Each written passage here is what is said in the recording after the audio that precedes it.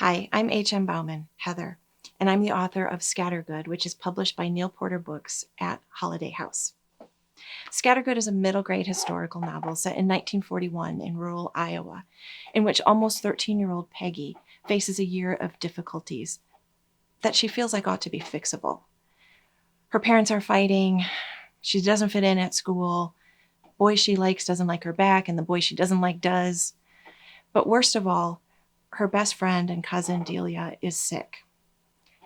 As Peggy searches for a cure for Delia, she meets people from nearby Scattergood, a hostel for European war refugees, and she learns more about what's going on in Europe.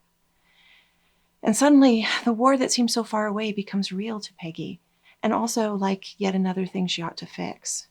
Scattergood is a coming-of-age novel. It's a picture of rural America, still affected by the Great Depression, moving into World War II. And it's also a story about stories, and about giving and receiving love, and about the ways that we can comfort each other when things go wrong.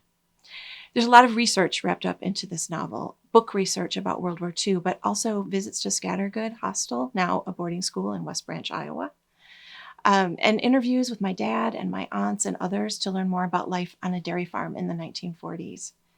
This book is deeply personal. Like Peggy, I went to school with kids a year older than I was, and I often didn't understand what made them tick. And I had a beloved cousin who died young.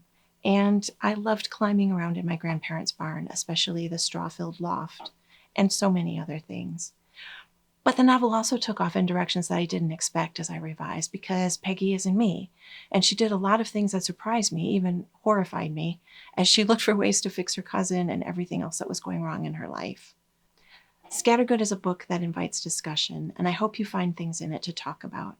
I also hope you find yourself moved as you read it. My whole heart is in this book. Thank you.